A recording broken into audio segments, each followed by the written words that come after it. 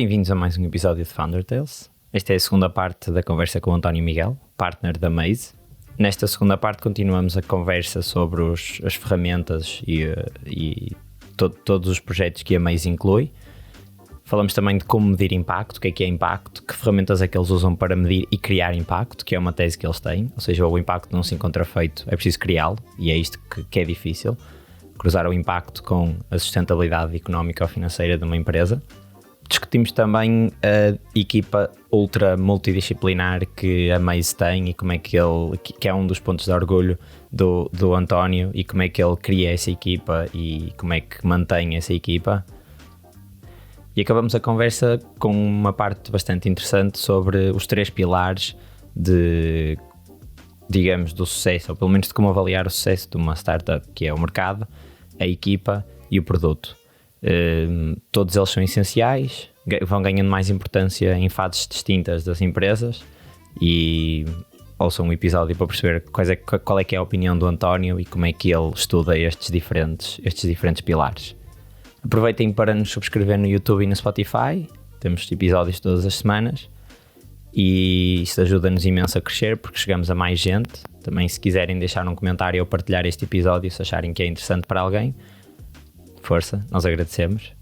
Se quiserem ir um passo à frente e ajudar ainda mais, temos um Patreon, onde podem ver aquilo que têm direito como patronos e ajudar isto a crescer e a fazermos coisas mais engraçadas. Portanto, vamos para o episódio, espero que gostem.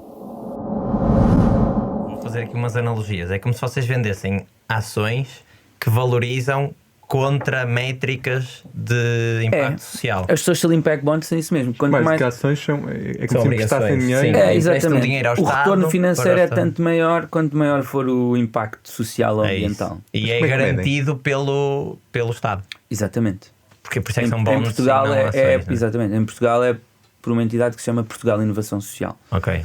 Que é uma estrutura de missão. Como é que se definem? Isso é super interessante, que é aquela coisa básica, não é? A forma como os serviços sociais em Portugal acontecem é com base em atividades e serviços. Dizem assim, emprego. Eu vou pagar a uma empresa para dar formação e vou pagar X euros por formando. Ou X euros por formando que participe em X horas de formação. Isso não, quer dizer, eu não vou ser exagerado. Ia dizer que não tinha valor nenhum, claro que tem valor. Mas isso não tem o valor todo. Porque o valor todo não é o número de formandos ou o número de horas de formação. É os resultados. O valor é aquela pessoa integrou ou não integrou o mercado de trabalho de forma sustentável numa área de temática em que tem interesse. Porque é aí que eu consigo dar um valor. E o valor é, se uma pessoa deixa de estar desempregada e entra no mercado de trabalho, deixa de receber subsídio de desemprego e por isso eu tenho poupanças para o Estado / contribuintes, e se mantém no trabalho durante 1-2 anos, vai ter contribuições de IRS, etc. Então, os serviços sociais, na verdade, deveriam era financiar o resultado e não a atividade. Porque se eu financiar o resultado, quem dá os serviços de formação também tem um incentivo extra para garantir que o resultado acontece. E depois, como é que nós mostramos que os resultados acontecem? Porque muitos destes resultados depois têm evidência, não é?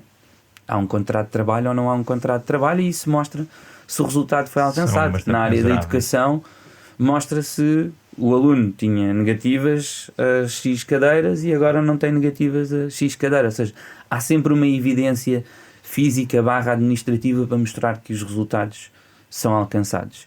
E é aí que está o valor. Mas esse modelo implica que os objetivos sejam muito bem definidos e muito claros. Claro.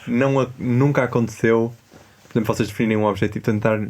Acho que é difícil arranjar um exemplo. Não, eu dou-te um exemplo. Okay. O primeiro projeto destes em Portugal foi lançado com a Câmara Municipal de Lisboa a ensinar programação informática a alunos entre o primeiro e o quarto ano, primeiro ciclo de ensino básico, em 3 escolas públicas de Lisboa. E a métrica que nós definimos era as notas nos exames nacionais do terceiro ano, porque já não sei se era do terceiro, se era do quarto. Havia uns exames de aferição nacionais, porque temos que encontrar uma métrica que seja igual para todos, porque neste caso nós tínhamos um grupo de tratamento, que era quem recebia as aulas de programação informática, e um grupo de controle que não recebia para comparar. Por isso eles tinham que fazer o mesmo exame e eram os exames nacionais.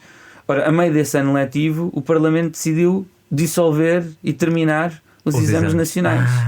E nós ficámos, pronto. E os parceiros do projeto eram a Câmara Municipal de Lisboa, a Fundação Carlos Gulbenkian enquanto investidora, a Academia de Código enquanto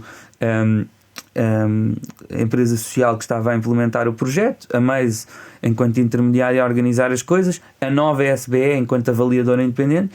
Pronto, e tivemos que arranjar outra solução. E entre todos arranjámos uma solução em que o avaliador, que era a nova, desenvolveu um teste independente, implementámos entre todos os. Estas coisas acontecem, tem que se arranjar soluções, não é frequente, mas a verdade é que acontecem. Pois, claro. E vocês já tentaram implementar este modelo fora de Portugal? Sim, este modelo foi criado no Reino Unido. Eu, os anos que passei em Londres, estive a trabalhar na primeira Social Impact Bond do mundo, em Peterborough, numa prisão, num estabelecimento prisional, em que o objetivo era reduzir a reincidência criminal.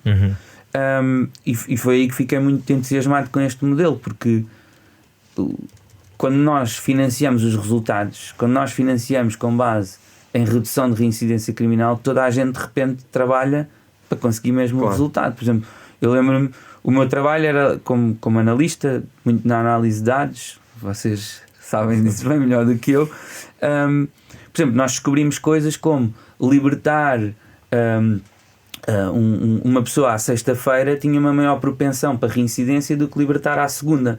Parece óbvio, não é? Quando sais à sexta-feira, tem o fim de semana, não há serviços de apoio. Se és libertado à segunda, tens pelo menos 4 dias de serviços de apoio.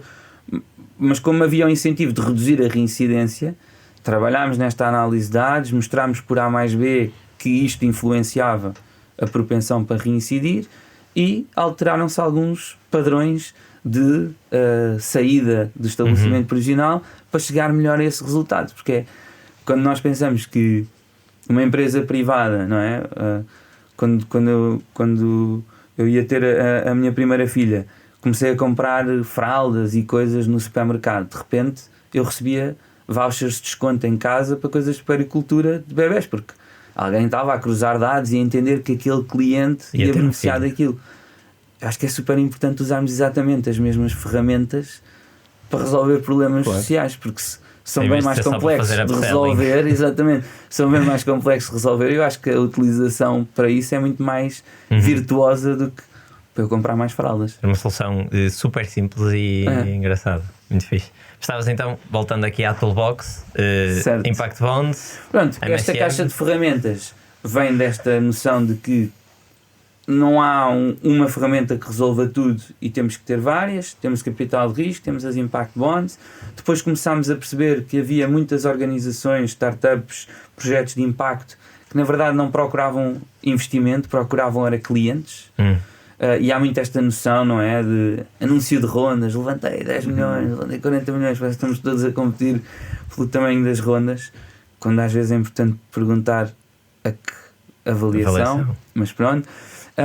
Mas há muitas empresas que na verdade não querem ter esta trajetória de crescimento rápido, são empresas que têm negócios sustentáveis, andam à procura de clientes.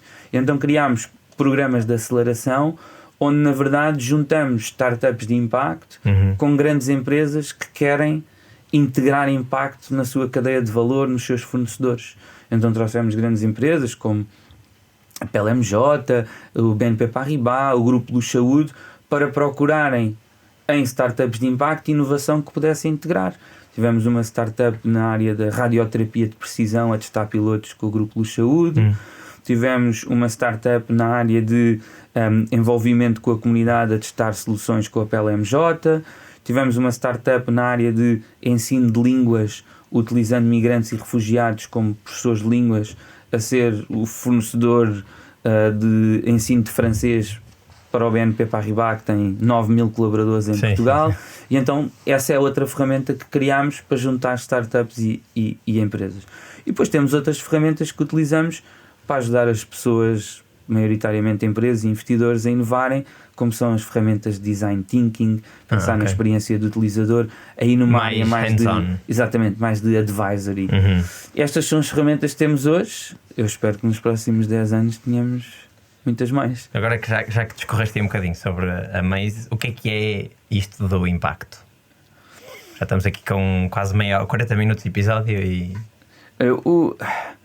Aquela pergunta. O impacto... Eu sei que o impacto não é. o impacto não é binário, não é 0 e 1.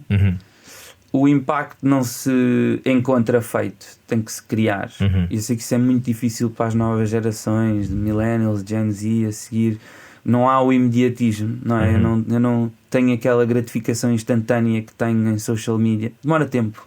Mudar a vida de pessoas demora tempo. E o impacto é conseguir ter um resultado positivo por via de uma intervenção, maximizando esse resultado positivo e minimizando o impacto negativo, porque às vezes há impactos negativos. E depois cada um de nós terá a sua narrativa de impacto. Do mais clichê possível, para mim a narrativa de impacto é garantir que onde eu puder contribuir para que o mundo onde os meus filhos vão viver é bem melhor do que aquele que eu vivi, que já é muito bom. E a mim pessoalmente ter impacto significa que as pessoas conseguem ter acesso às oportunidades para cumprir o seu potencial e que não são restringidas por onde nasceram, ou em que família que nasceram, ou não têm oportunidades de acesso como outras têm. Mas pronto, é um tema muito discutido. Eu digo sempre a brincar, quando estava em Londres havia um blog que era o myimpactisbiggerthanyours.com, porque há sempre esta discussão: o que é impacto para ti? Não, mas eu tenho mais impacto. Não, mas tens mais impacto. Deve haver malta mais fundamentalista. Malta mais... Não, porque é giro, porque não nos preocupamos nada com impacto. De repente alguém fala de impacto e passamos para o extremo oposto do puritanismo. Exato. Ou seja, se alguém fala em impacto tem que ser completamente imaculado. Não é assim, não é? Há empresas de indústrias poluentes que podem ter muito impacto ao serem menos poluentes. E há empresas que se criam de raiz para ter um modelo de negócio em que resolvem um problema enquanto lucram. E há imensas organizações que têm um impacto incrível e que nunca vão monetizar nada, e isso é ok. Eu dou sempre o exemplo: os 12 Passos dos Alcoólicos Anónimos é uma das maiores inovações sociais do mundo, com eficácia comprovada, e é um modelo open source. A Wikipédia teve um impacto gigante na nossa vida, é um grande exemplo de inovação social, e é à base de donativos. É verdade. E então, vocês na Maze dão mais importância à parte do impacto ou à parte do negócio? Ou seja, se tivessem de escolher um que nunca é assim, não é? Mas qual é que é mais importante para vocês? Essa pergunta é super difícil. Pois, acredito. Estava a tentar dar uma resposta assim mais absoluta, vocês, na verdade, para não ser aquela seca do depende e tal. Vocês na verdade têm ferramentas para cada um dos casos, não é? É assim, nós acreditamos muito em que a grande parte dos modelos em que trabalhamos são modelos em que o impacto e o negócio se reforçam mutuamente, em que não há um trade-off de um para ter o outro. Mas isso nem sempre acontece. Pois. E nem sempre acontece, e ser uma PME em Portugal, que é o que nós somos, não somos M, somos P, pequeníssima, uma empresa de quase 20 pessoas que há 10 anos cresce organicamente, sem financiamento externo, a não ser por apoios filantrópicos, modelo de negócio em que vamos gerando, significa que também não podemos viver na ilusão de que vamos completamente fechar os olhos a negócio. Nós não fazemos nada a que não consigamos responder porque é que estamos a fazer isto. E não fazemos nada que sacrifique ou que vá de qualquer forma adjacente aos nossos valores, de todo. Agora temos várias estratégias de impacto e trabalhamos com isso. Uma coisa que é interessante é, do orçamento da Maze, cerca de 10, 20% atualmente, quando começámos era 100, hoje é muito menor, é ainda com base em filantropia, e nós esse financiamento com base em filantropia utilizamos para fazer coisas que o mercado não consegue pagar. Por exemplo, nós em 2018 lançámos uma plataforma que é o OneValue, que está alojada em domínio do governo, onevalue.gov.pt, financiada pela Fundação Carlos Gulbenkian, que tem cerca de 80 indicadores unitários de qual é que é o investimento para resolver problemas sociais em Portugal. Qualquer organização... O investimento necessário é? O investimento público que é feito para resolver problemas sociais em Portugal. Por exemplo, ou seja, o que já foi feito. Seja, por exemplo, o que é feito com base no orçamento do Estado. Por exemplo, uma organização que diz eu evito idas desnecessárias aos serviços de urgência do hospital, tem lá quanto é que custa ao Estado cada ida a um serviço de urgência do hospital, para dizer, para fazer benchmarking. exatamente, Okay. e para provar qual é que é o valor que está a criar ao melhorar a resolução de um problema social. Quanto é que custa uma criança e jovem em risco institucionalizada? E as organizações que evitam que as crianças sejam institucionalizadas podem dizer, eu estou a poupar. Esse trabalho, data, essencialmente, foi feito com filantropia, ou seja, nós não usamos esse dinheiro para promover mais negócio, se assim quisermos olhar. É para áreas em que o mercado não consegue pagar, mas é importante para o ecossistema. Mas isso tira-vos uma pressão enorme de cima, não é? Não tem... Sim, Não exatamente. ter de entregar de volta com aquilo. Exatamente. Pois. Não ter que monetizar uma plataforma como a OneValue. por Sim, exemplo. sim. Vocês têm LPs na Maze? Nós, os acionistas da Maze são essencialmente os colaboradores da Maze Ok. e a Fundação Carlos Gulbenkian. No fundo, temos LPs, Limited Partners, que são os investidores no fundo, e contamos com uma base de investidores da qual temos muito orgulho, nomeadamente a Fundação Carlos Gulbenkian, o Fundo Europeu de Investimento, a AGAs, a BMW na Alemanha, enfim, uma série de investidores. Muito fixe. Porque vocês têm uma equipa, isto mais na Maze, não é MSM, é uma equipa mais normal, tradicional do fundo, mas na Maze tem uma equipa bastante diversificada. Eu, quando fui ver na página, lá na página da equipa, os perfis, aliás, eu acho que até tive dificuldade em encontrar alguém que fosse aquele clássico finance guy que teve formação em finanças e até trabalhou como analista num sítio qualquer. Portanto, vocês têm malta de ciências políticas, design, etc.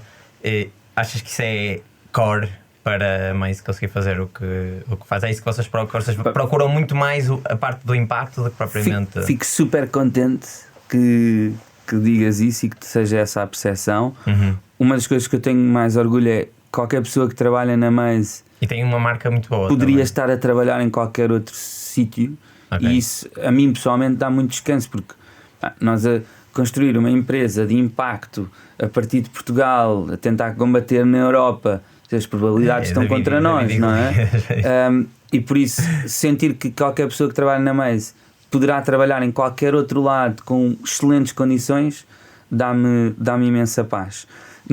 Eu acho que isso é o resultado de uma coisa que nós fazemos há algum tempo, não fizemos sempre, mas fazemos há algum tempo, que é todo o nosso recrutamento é anonimizado. Ou seja, quando alguém se candidata à Maze, o primeiro filtro não é o CV. O primeiro filtro é um desafio que é igual para toda a gente. Que são os dois slides de... Sim, depende do que é que estamos a recrutar, mas ou seja, se o desafio é igual para toda a gente, não importa se estudaste antropologia, arquitetura ou ciência de materiais, o desafio é o mesmo para todos. E depois, quando analisamos os CVs, nós não sabemos nem fotografia, se houver, nem nome, nem de onde é que a pessoa é. E só depois é que fazem o match. E só depois é que fazemos o match, e quando chamamos para a entrevista, obviamente conhecemos as pessoas. E nós, acho que às vezes no alto da nossa sobranceria achávamos que não tínhamos enviesamentos, mas a verdade é que ainda assim existe, não toda a gente tem claro, enviesamentos. Claro. E por isso anonimizar fez com que o nosso recrutamento se tornasse muito, eu pessoalmente acho, muito melhor, e vemos e descobrimos perfis que eu acho que não descobriríamos de outra forma. Mas agora que está anonimizado, sentes que ainda há possível bias aí no meio? Assim, acho que pode haver há sempre enviesamento, não é? Por exemplo, as pessoas que analisam os desafios, a resposta aos desafios, têm alguns enviesamentos, se calhar, estou a inventar. Se o desafio envolver algo que é uma apresentação, se alguém tiver um enviesamento mais para formatação do que para conteúdo, se calhar isso pode definir. É impossível de eliminar enviesamento. Claro. Mas bem, o facto de anonimizar e ser um desafio igual para toda a gente fez-nos mesmo chegar a perfis que eu acho que de outra forma não chegaríamos. Ótimo. Isso é muito fixe. E agora vou voltar quase ao início da conversa, que temos falado em deal flow. Como é que é o processo? Ou seja, desde que uma pessoa tem uma ideia até receber o investimento. Portanto, o primeiro investimento. O primeiro investimento, sim, pre-seed. E acho que existe muita curiosidade e pelo menos era quando nós começamos, era essa a curiosidade que nós tínhamos, de perceber, e depois percebemos que não é assim em todos os casos, de malta que tem só uma ideia, como é que é possível receberem investimento só com a ideia, sem terem pelo menos um produto para testar ou já terem interesse de alguém. Ou seja, só com a ideia, tivemos a ideia, achamos que funciona na nossa cabeça, como é que é possível existir investimento para esse use case? Eu gosto de pensar num triângulo, e nem incluo nas 3 variáveis a mais importante para nós, que é o impacto que tem que estar lá. Por isso, vamos retirar isso da equação. Nós somos investidor de impacto, é um denominador comum. Exatamente. Mas depois há um triângulo, não é? E esse triângulo tem produto, equipa e mercado. Se eu vos perguntasse qual é que... Bem, é difícil dar uma resposta generalizada porque diferentes investidores têm diferentes opiniões, mas se eu vos perguntasse destas 3, numa fase inicial, qual é que diriam que é a mais importante? Produto, mercado ou equipa? Acho que nós agora já temos noção que será a equipa à partida. Mas eu por acaso, assim, inicialíssima de todas, ideia, diria mercado até. É mercado? Eu diria equipa. É assim, pronto, eu faço... foi perfeito, isto não foi tipo, ensaiado e... É assim, equipa é fundamental numa fase... Bem, em todas as fases, mas numa fase inicial então é primordial. Mas aquilo que... nós vemos, o histórico diz, é que nós podemos ter excelentes equipas com excelentes produtos num mau mercado e o mercado ganha.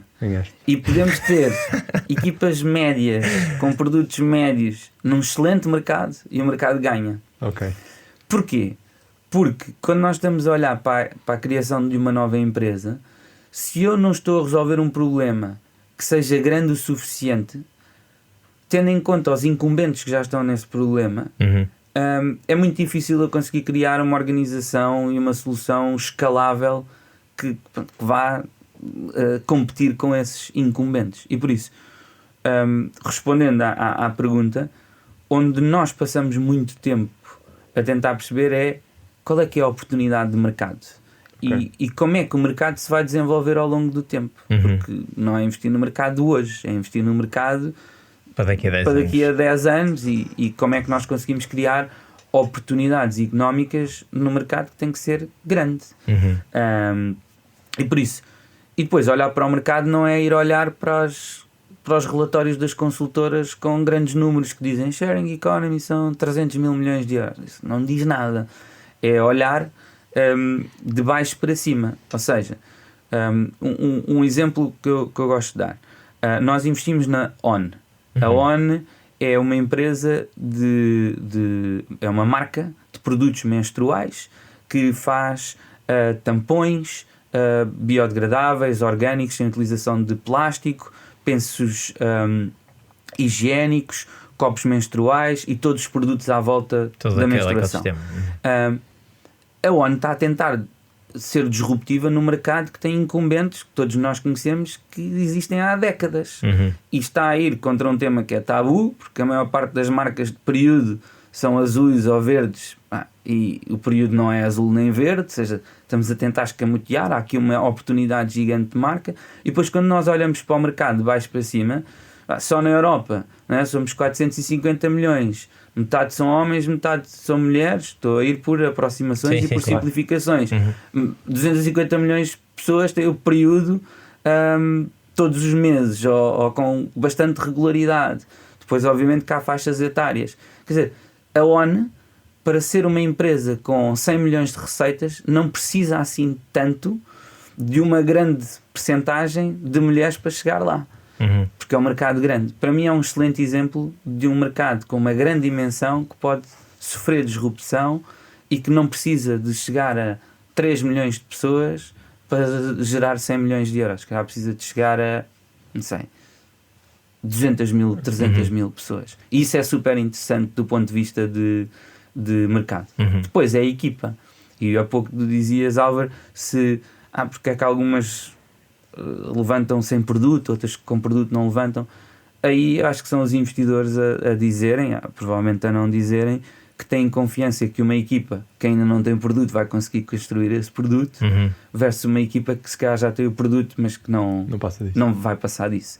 E a equipa é fundamental porque tem que ser uma equipa obcecada com o problema que está a tentar resolver, com insight, com uma visão diferente sobre esse problema, e às vezes vir alguém de fora do setor é importante, e ser uma equipa que não tem verdades absolutas, não é? Quando nós temos as verdades absolutas numa fase inicial, significa que é uma equipa que não vai iterar muito, e isso é uma coisa que nós sabemos, é que iteração vai ser fundamental. Por isso, essas duas coisas, tamanho de mercado, equipa e depois obviamente produto, a capacidade para desenvolver o produto, eu diria que são as mais importantes. Eu adorei esse exemplo que deste de fazer passo a passo como definir quase a dimensão de um mercado.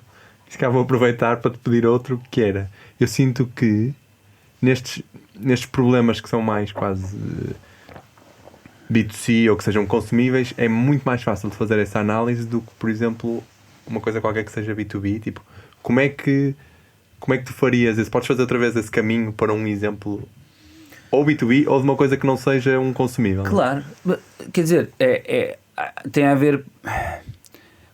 Estou a tentar pensar num exemplo concreto. Quando olhamos para a economia da partilha, não é?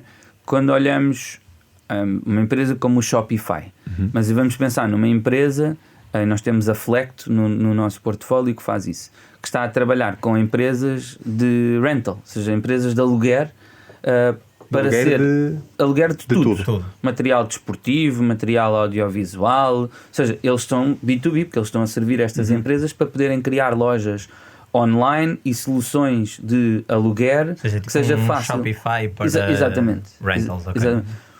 O mercado é enorme também na Europa.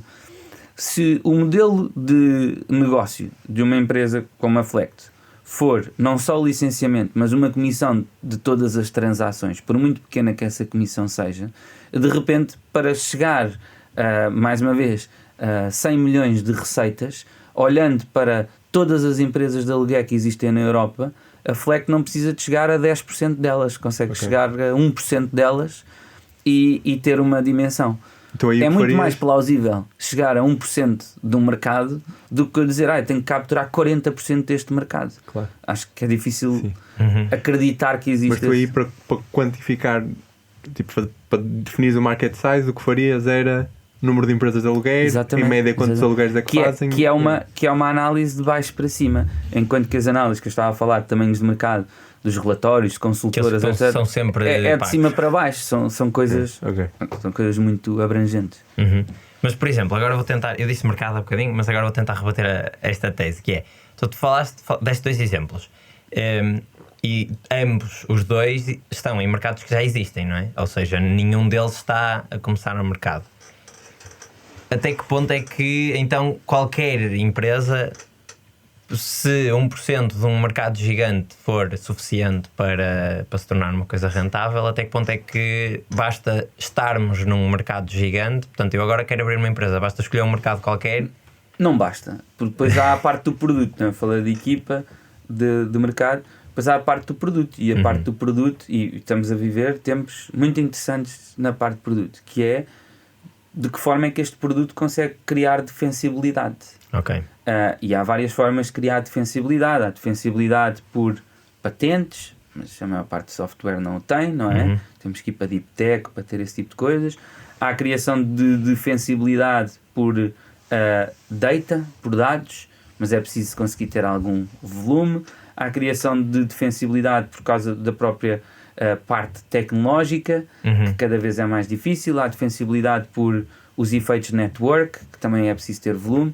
Marca é uma ótima defensibilidade. A Apple é um excelente exemplo disso, não é? A Apple não tem necessariamente os melhores produtos, mas tem uma defensibilidade na sua marca que faz com que seja uma das empresas mais valiosas do mundo.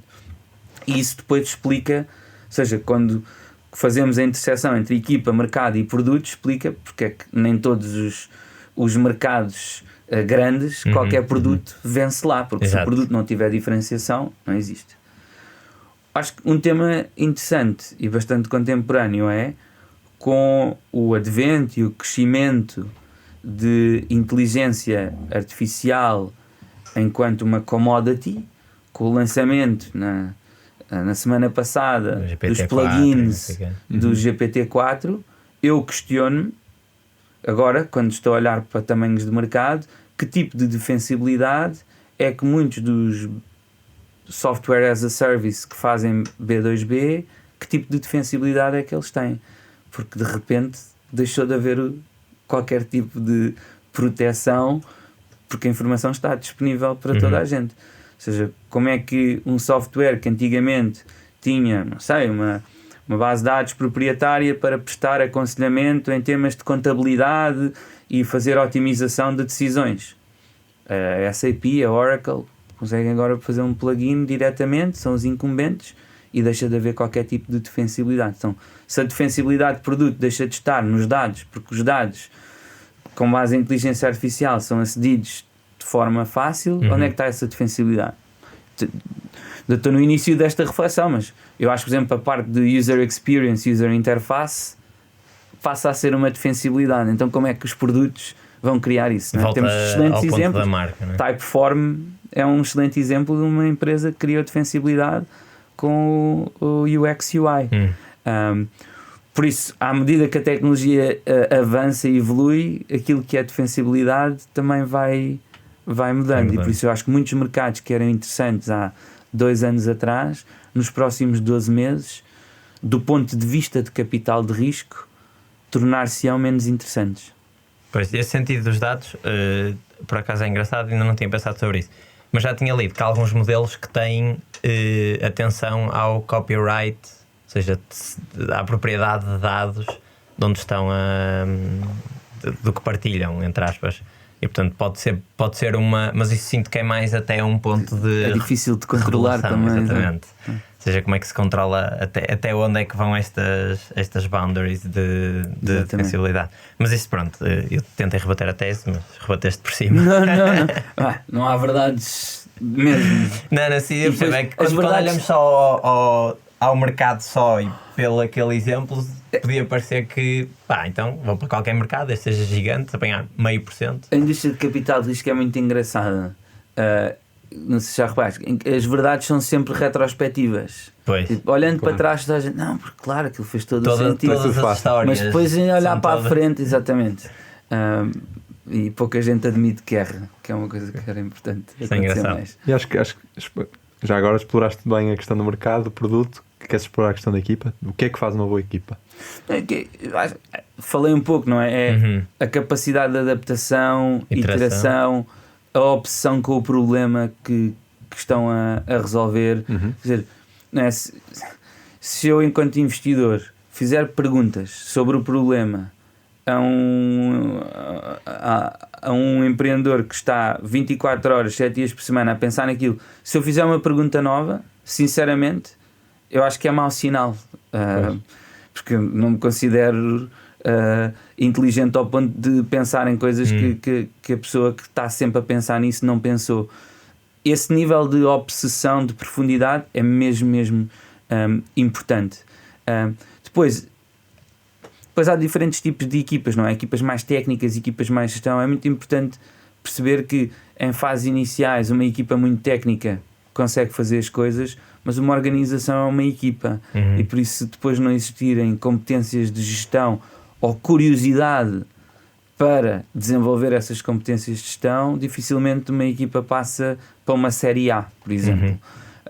Na minha opinião também. Por isso, essas são as características para mim, que é adaptação, iteração, descoberta, curiosidade, e a outra é a diligência. Nós estivemos a fazer um estudo recentemente no nosso portfólio. Os empreendedores que são mais diligentes em termos de reporting, de estruturação, de aprendizagem, são aqueles a quem as coisas estão a correr melhor. A amostra é pequena, não é estatisticamente significativa, mas dá para tirar uma tendência. Sim. Como é que é o dia de um VC? Ou seja, o dia-a-dia de um VC? Vocês estão sempre a fazer deal flow, sempre a analisar novas... Sim. Eu não me considero propriamente um VC, mas como é que é um dia de alguém que quer investir nas melhores soluções de impacto na Europa? É muita originação, é muito procurar onde é que estão estas oportunidades e tentar procurar onde outros não procuram. Eu vou ao nosso Hub Notion e temos lá pitches nossos, a fazer pitches a empreendedores, a dizer porque é que gostávamos que eles nos deixassem investir neles. Exatamente. LinkedIn, procurar bons perfis que estão em stealth mode e vi que estás a construir alguma coisa, queres falar. Há muito trabalho, obviamente, junto de investidores, porque nós só... O nosso cliente são os empreendedores, mas os nossos acionistas são os investidores e nós temos de ter acionistas para poder servir os nossos clientes. Por isso há muito esse trabalho de fundraising. E depois é passar muito tempo a ler, a explorar. Quer dizer, é um privilégio enorme este tipo de trabalho, não é? Porque se formos curiosos temos a oportunidade de estar sempre a aprender sobre qualquer coisa e poder criar visões informadas sobre as coisas mais atuais. Exatamente. E há muito cross-talk entre fundos? Ou é assim um ambiente mais competitivo? Do mesmo... Os fundos falam bastante. Não, fundos diferentes. Sim. Ok, fundos diferentes. Os investidores falam bastante. Porque muitas vezes também investem juntos, não é? Ou seja, uma série, é raro haver séries em que é só um investidor. E os melhores empreendedores são aqueles que controlam a conversa e não deixam os investidores falar muito. Não podem controlar se os investidores falam entre si, mas estão em controle da narrativa. Os investidores não estão em modo freestyle a definir como é que as coisas acontecem. Isso também fica a dica. Exato. Quais é que são as métricas que vocês analisam para a parte do impacto? Ou seja, as financeiras, pronto, acho que são mais óbvias, mas a parte do impacto nós temos, porque é diferente dos outros. Nós temos uma coisa curiosa, que é a nossa remuneração enquanto gestores do fundo está dependente do desempenho de impacto das nossas empresas. A forma como os fundos funcionam são 20% do retorno de um fundo, do lucro de um fundo, 20% vai tipicamente para a equipa de gestão, chama-se isso o carry. No nosso caso, nós só teremos esse carry se cumprirmos com o desempenho, com a performance de impacto do nosso portfólio. Mas para cada empresa. É black or white? Não. É a partir de 60% de performance de impacto começamos a receber metade do carry e depois vai aumentando até chegarmos a 100% da performance de impacto. Como é que se mede a performance de impacto? A performance de impacto é medida para cada investimento que nós fazemos. Nós temos uma ou duas métricas de impacto. Se for um negócio ambiental, pode ser poupança de CO2, poupança de plástico. Se for social, pode ser número de cuidadores informais que reportam sentir menos carga em termos de saúde mental, ou pode ser jovens em situação de desemprego que integraram o mercado de trabalho.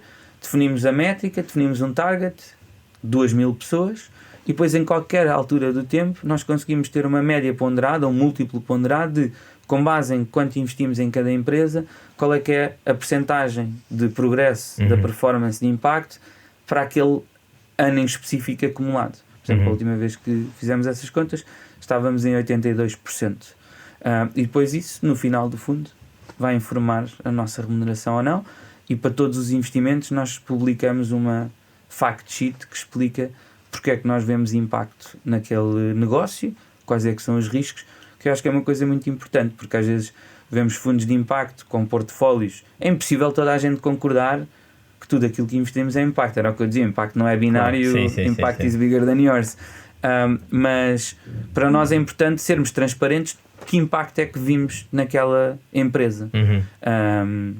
Quer as pessoas concordem ou não, quer os nossos investidores concordem ou não, estamos a ser transparentes sobre há aqui um ângulo de impacto e é nisto que estamos a apostar, há estes riscos e está aqui público. Mas isso implica, essa questão da remuneração está relacionada com os vossos deals, não sei se deal é a palavra correta, implica que cada um dos partners tenha os seus próprios investimentos, não é?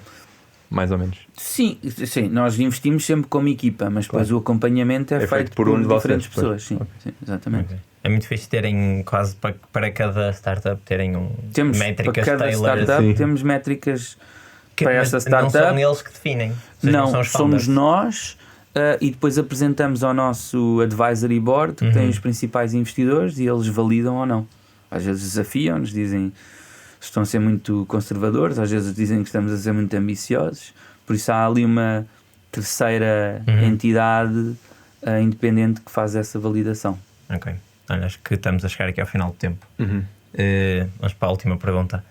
É a pergunta que fazemos sempre, que é: se tivesses um conselho ou seja, qual é que foi aquele conselho que não te deram ou que tu não ouviste na altura e que gostavas que tivesse sido dado ou que tivesse seguido quando começaste a tua carreira, portanto, se calhar antes de fundares a Maze?